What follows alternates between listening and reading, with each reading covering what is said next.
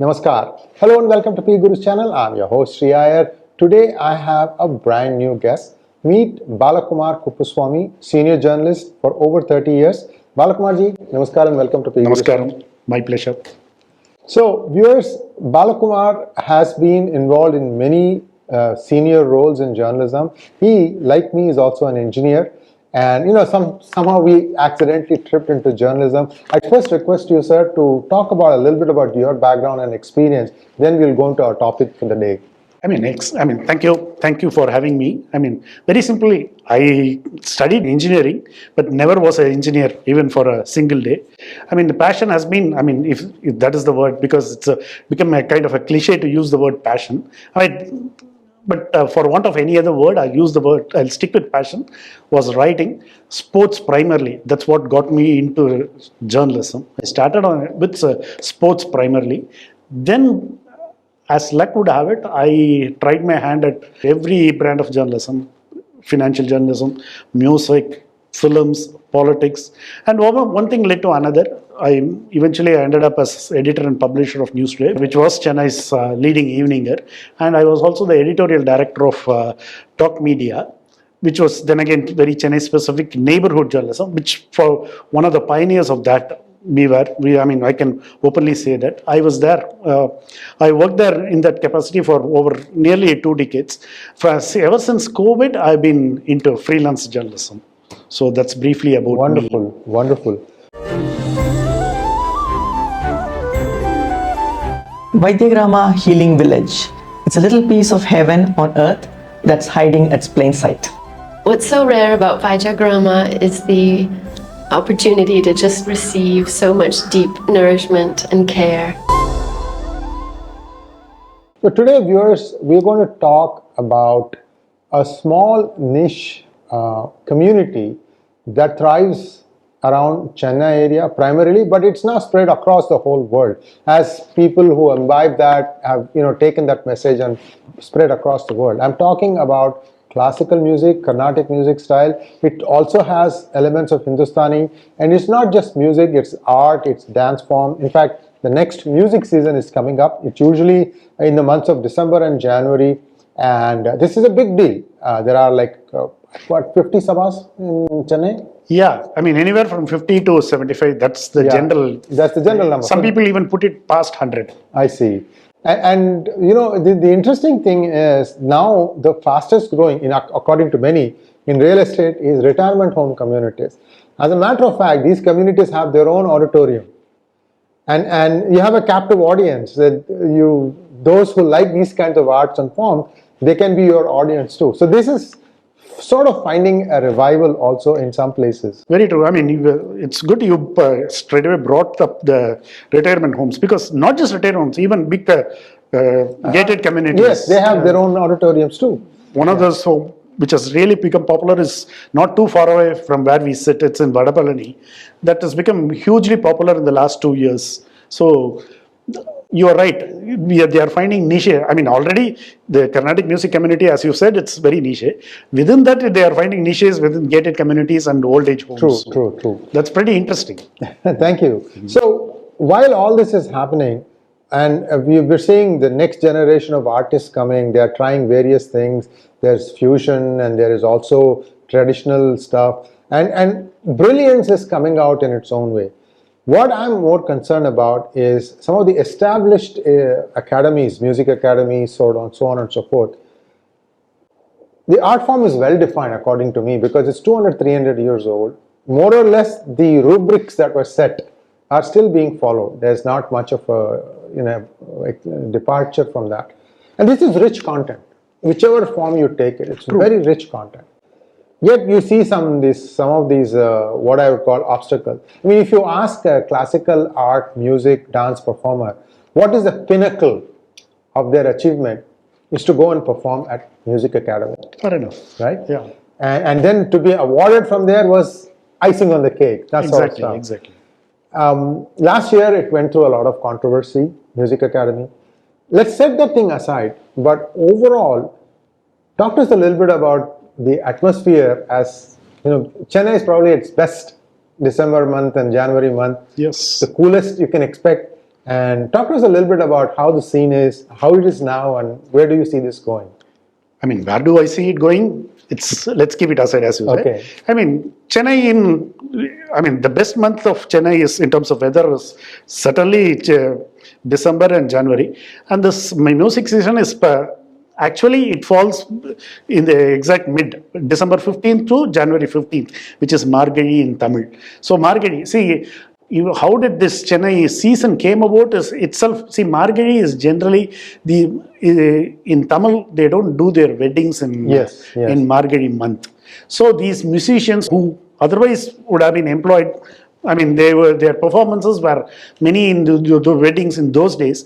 They found this free time. So that is how, I mean, this is the broad contour of how the season came about. The season came about in the 1930s. I mean, these things evolve. There is no one particular date and how it came about. But generally, like as they say in Wimbledon is just called the championship without any adjective or suffix. Correct. And Chennai music season is just the season. So that's how important, how interesting it is also. And it's a cool weather, and you have a lot of people coming and singing everywhere from every part of the world, not just in India. The NRA community is now one of the biggest pushers of this. Promoters exactly, this season. Both as performers as well as the viewing audience. Patrons too. So the atmosphere is eclectic, if I can use that word, eclectic, because you have this typical amateurs who don't really understand music, but have a ear for this Carnatic music. They also, and real experts, they are also there. So it is a great mix, and you'll bump into great exponents of music and also the so-called dilettantes. So that will be a fine balance also there. That is one of the things which is really interesting about the season. It's very democratic. You will find absolute experts and total, novices. So that is what makes it enchanting. You talked about Carnatic music being set within a particular parameter. Not just Carnatic music, any classical music, by its very nature, it will be very defined. That is why we call it as classical music, not just Carnatic music, even Hindustani music, or even opera singing, or even Western classical. You can't go beyond those boundaries. For whatever reason they have been set. They have not been set they have evolved into those things. And most of these things will also evolve, but the broad contours are well defined. And your creativity within that framework, which is what makes it interesting and intriguing also. See, if I'm asked to paint something, if there is no defined anything, I can do everything. I can use the entire wall. But if you give me a frame, I have to bring my creativity within that. That is the essential challenge of it. And that is what makes it worthwhile even for a listener in terms of music, and as well as the performer. I can't go beyond that. See, if you have to drive a F1 car within a particular, that is where the challenge is. And that is what makes it very, very special. And not just, as I said, not just Carnatic music, every kind of classical music. See, film music is very different. Yeah. It doesn't have any boundary. It is beautiful in its own way. I will never speak in deprecatory tone about film music, because we'll come to that later, but because film music is very important, especially in Indian context where film is without songs or music. So those things are different. But it has its own challenge, because film music has to set for a particular story. The musician has to live up to the imagination of the director and the characters that he has come up. So it has its different challenge. But it is not bound by, it need not be just classical. It can be any kind of music. But it has to fit in the story. It has to be in service of the story that it has been created. Right. So every music has its own boundary, but classical music has its boundary that it has set for itself. So that is what makes Carnatic music, and that is where the experts also come in. They are the ones who can point out whether this falls within that ambit or not. So that is where all the confusion as well as also the controversies which gives the season an extra bit of spice. Because without controversies, nothing is interesting, especially for us media people. Yes, of course. So there's some of the newer things that have come over probably in the last decade or so are the lecture demonstrations, where 2 or 3 exponents will come and explain why this was done in a certain way and things like that. So that's growing. Also, Hindustani music is also being appreciated. Although I'm not sure if in North, Carnatic music is being appreciated by Northern audiences. I'm sure the patrons that are from South who are living there, they will definitely come. I don't know the answer to that. That's okay. But my question is, it's a small community and even smaller audience. And many of them actually fly out here because they know what the thing stands for.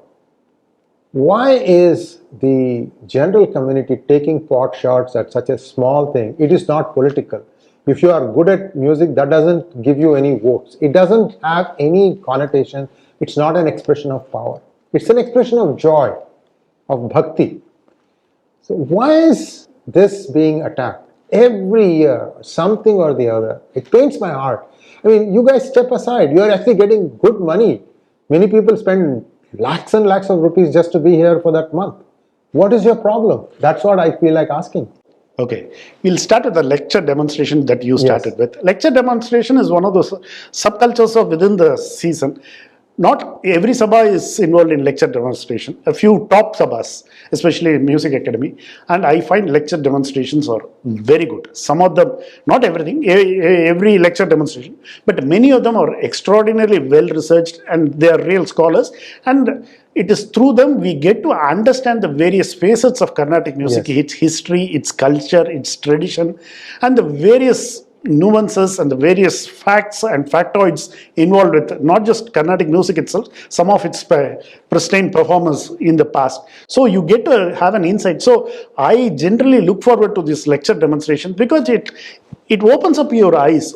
How it was done a couple of centuries back. What is we are at a particular stage where we take in certain kind of music. How it came to be this kind of a music, how it evolved, how it grew. So those kind, if you have a certain historical bent of mind, and if you are interested in the nuances and the other side of the music, these lecture demonstrations are very good. And forget about the other controversies, which I have strong opinion about, especially Music Academy. Music Academy is also doing a good job about lecture demonstration. Very particularly, I'm talking about. Some of them are very good. And you talked about the general politics and the general pot shots and the mudslinging that is happening around Carnatic music ecosystem, especially the outsiders who are taking pot shots at it. And to understand that, you have to understand the politics of Tamil Nadu. See, the Tamil Nadu politics, I've been here operating out of Madras for the last 30 years. And it still pains me that especially the rest of India, especially those sitting in Delhi and Bombay, they don't get Chennai's politics. Because the fundamental point of Dravidian politics is not even anti-Hinduism, anti-Brahmanism. Anything that comes from the stable of, that is assumed to come from the stable of Brahmins, Tambrams, to use the popular word that everybody is using, Tambrams, TBs. That's called TBs now. That is the term that is being popularized on the social media platforms, TBs. See, anything that comes from their stable or that seems, that is believed to come from that ecosystem, that is you are supposed to take pot shots. Anything. See, when you say Carnatic music is thriving, one person will say, this is a very niche group. It is the kind of music that it is very particular to one community. Why should we be bothered about? Fine. If you are taking that line, next question is, it is so popular they don't allow others. See, the contradiction hits at your face. So at one level they say it is very, very niche and only the Tambram community is interested in it. Next line they will say the Tambram community is gatekeeping. They are doing gatekeeping and not allowing it. If it is not so popular and if it is not so interesting to others, why should they gatekeep? You can't say it, it is very contradictory by its very nature. Correct. So, a lot of controversies that the Carnatic music faces is only because of the politics of Tamil Nadu. See, you have to understand. You're absolutely right, because there are fests like this in Bangalore. There are weekly literary fests, 1 week or something like that. Same thing in Hyderabad, and Trivandrum also is very, very big on this kind of stuff. Yes, exactly. They don't have the political angle there. Please continue. Yeah, you're right. They don't have the...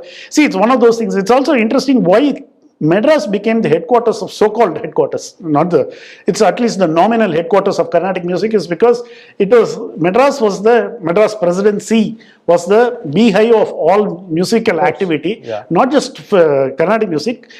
In the early 1930s and 1940s, when the films started going up, all these Carnatic musicians, they were part of this. Either they were singing or they were singing stars also. So Chennai was the headquarters for those film studios also. So that is how, and one of those things, and even before these films came, 200 years before that itself, Chennai was the center for this entire South India. Yes. And all these musicians from Tanjore, which is where the bulk of the musicians hail from, they kind of chose Chennai, and all those great people, they kind of migrated to Chennai. It's one of those geographical reasons which gave a reason for Carnatic music to thrive here in these parts. So that is how Chennai became the hub for it. And once Chennai became a hub for it, it could not escape the politics of the land. So all the people, they will immediately say, Brahmins, it's the ecosystem is dominated by Brahmins. See, just tell me, I mean, is there any specific instance of any person from any other community from being not allowed? See, one thing I can understand, it can be, I mean, if it is from a certain kind of a people, it can be forbidding for others. It need not be just for Carnatic music alone. See, if you go to, say, Zaveri Bazaar in Bombay, which is dominated by these diamond merchants and other places, it will be dominated by a certain kind of community. For an outsider, like me from Tamil Nadu, if I go there, I will feel out of place. See, that is natural. But I can't hold that against those people. They didn't create a forbidding climate there. It is there, but it is a natural concomitant of anything which is kind of set up by a certain kind of people. It is always there. If there are certain bunch of journalists, which like you and me, we will be talking about politics, so many things, controversies and rumors and things. For an outsider, he will feel out of place. Right. It doesn't mean we are putting him at unease. It is a natural thing. It happens. So, but what happens in Tamil Nadu is, they immediately start playing the victim card.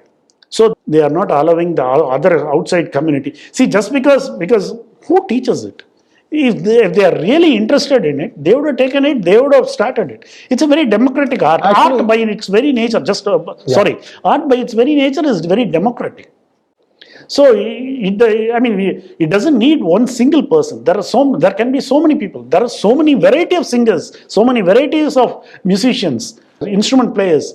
So I mean, even the best of, you have Maharaja from Vishwanatha here, then Santana, their sons, they didn't shine as much as they should have. Because art is very democratic. If they had the talent, they would have shown. So that is what happens. See, you can always, post facto, you can always force fit an idea or an ideology on that.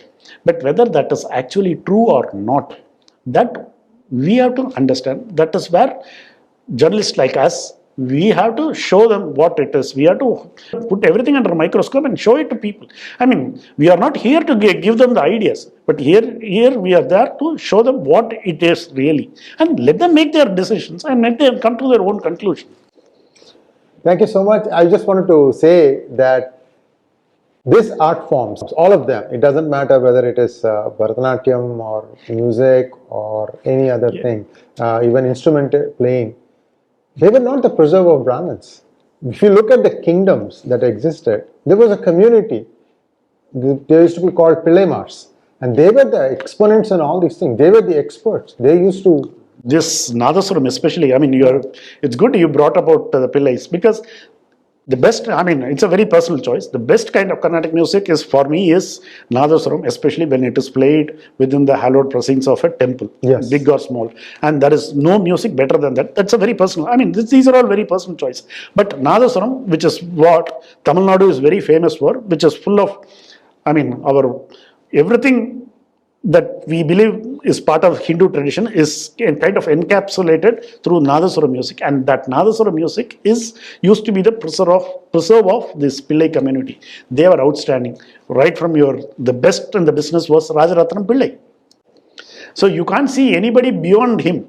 He was the Bradman of Nadaswaram. Yes, yes. So, I mean, there was also Sheikh Chennai Maulana. So you cannot say that this is somebody is actually fenced it and then allowed people in. to use, I mean, not so popular word, I mean, it's a very secular world. Yes, yes, yes. So by trying to somehow make it as if it is the Tambram's or Tim's fault, I think it's just grossly unfair. There is a feeling at the back of your head, oh, I need to be a little bit more democratic about it. Talent is talent. If you are good, people will come. This is the other challenge, right? I mean, the concerts don't go full unless there's like a talk. Like take Music Academy, right? They start at like 10 o'clock in the morning. Yeah. During the season. So Season 10 9 o'clock. 10 to 9 p.m. The 7 to 9 is the top-notch artist of that particular genre. Evening slot. Evening slot. Before that, see how many people are there, 10, 15, 20, this thing slowly builds That is up. the elephant in the room. Yes. See, in the morning sessions and the afternoon sessions, there is hardly any crowd. And that is what is really worrying people who are part of this ecosystem. That is worrying because it's all fine to talk about the season being very glamorous, being very popular among NRIs. And that is primarily confined to top stars, as you rightly said. The big names, Sanjay Subramaniam, Ranjani Gayatri, and I did not go into very specific names, but it is very confined to 10 or 15 people. Correct. So beyond that, what is happening? That is the real elephant in the room. And I mean, you can't, at one level, that is really problematic. But in the afternoon session, on a busy weekday, how can you expect people to come? Though it is a so-called holiday season. Holiday season in India is not properly defined. That is holiday season in Europe and America, it's properly defined. Correct. So people will come. So that is why the NRI community is able to back this season. In India, there is no real holiday season. Christmas season, people enjoy Christmas, but the country's primary festival is not Christmas. So people will be working. There is no 1 week holiday so your afternoon concerts will not draw crowd. That's one of those problems. And not just, we are talking about Mahardagana Sabha, Music Academy, the top notch. Beyond that, beyond 7 or 8 sabhas, the rest of the sabhas are run in a manner which will attract some uncomfortable questions. Because there is an allegation that the so-called performers, they have to pay those sabhas to get featured in those I didn't slots. know that. So that is one of those allegations, which is, then again, when you're growing up, it's like, in filmdom, it's pretty normal. Normal in the sense, an up-and-coming person, if he wants to get a big break, he has to find a producer for that particular film. He has to bring a producer to the director. So these things, because finance these days, it's not easy to manage, especially for arts. Art is a very nebulous thing. What really clicks with the public, you never know. It is riddled with uncertainty. So that is where these things happen. So if you want you to be featured among the sabhas, there is a subculture where you have to pay your way through. It's a subculture. I'm not saying it is prominent. I'm not making any allegation or anything. But it is also true. That is one of those things that needs to be addressed. Can you call it as corruption? I don't know how you want it. See, I want to get featured in particular sabha, so I pay my way through. Is it wrong? In certain contexts, it is wrong. In certain contexts, you work your way through. So I really don't know. I don't want to take a moral stance against it. If it is a crime, who is it against? See, just hypothetically speaking, I am a performer. I want to perform in a particular sabha. I go to the sabha secretary. I say, I want to perform. He says the slots are filled. So I tell him, I'll pay, manage the entire expenses. So he kind of, okay, if you are going to pay, it's okay. So I pay it, I start performing, and by chance, people start liking my music. What is wrong in it? Is there a crime in it? See, I'm just opening an extra window for myself. That is the argument. This is not something original. This is something one of the young performers told me sometime back, a year or two back. He said that I wasn't really convinced, but I could see where he was coming from. there was a certain element of truth in it. There was, I mean, nobody was harmed. He was just getting a platform, literal platform for to parade his whatever art he has. So now he is doing well for himself. So you still have to have the stuff that is required. Exactly. At the end of the day, you will get found out in the market. Yes, yes. The market of people. People are the ultimate judges. Well, we really hope that this year the music season turns around, because there was a gap because of COVID. 2020 was completely shut down. 21 were people like, opening the doors. Is it safe to go with mask, without mask, that kind of stuff. What about the canteen? That kind of stuff. Canteen is a very important role in the whole thing. It's a very important, because sometimes it overshadows music. Absolutely. I mean, I've seen reviews where they review the canteen food also. Exactly. And that is much more popular, much to the disgruntlement of some of those performers. Yes. So, I hope that this year things are less controversial and more artistic, and all the best to all the people who are going to be performing in this music season, and we'll be watching keenly the new talent that is coming up. I mean, certainly my family is very artistic. My wife and my daughter both are exponents of Bharatanatyam art. Oh, that's cool. They have a school that's been running for 30 plus years. So music is an integral part of dance. They're like yin and yang. They go together. So I've been blessed with listening to all the talent coming through. I'm just amazed and floored at the talent that is coming through. One word of unasked for advice for these sabhas who are not doing well. Actually, the time will come when you will have to go back and start paying artists to come and perform. The reason is that today, with YouTube and music being available online, it's completely democratized it. Just like OTT has democratized movies. Cinema. You can sit in your living room and watch what is being done. So there is that balance that you need to strike. I hope people are listening to it. Yeah. I mean, good thing you talked about COVID. COVID is what opened up this online market for these musicians. Absolutely. So they had to adapt themselves. Yes. So that is where how things evolve. See, most of these the big vidwans, they have found a niche for themselves on YouTube and other places. Right. So that is how it came about.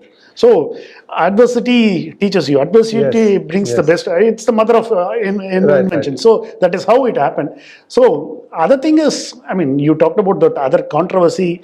I mean, that is what we should see less of. And that has left a very bitter aftertaste. This Music Academy controversy last year. That was uncalled for. That's what art, music, these are all above all these little petty differences of opinion. I hope the Music Academy sees reason and invites people who probably took a principled stand against what they did. I mean, that would be true democracy in my mind. Let's see how it plays out. I'm hopeful, because good art brings people. In turn, it also promotes art. Exactly. I mean, good art makes for a better society. Yes, very true. So thank you so much. It was my pleasure. And Bala, and I'm hopeful that he'll be back with us on a regular basis on PGurus channels, because he brings with him a wealth of various fields, all of them near and dear to my heart, like sports and music and politics also. So thank you so much, Bala. My pleasure. And it was just a cold call and we connected, and once again, thank you. Exactly. My pleasure. Namaskar.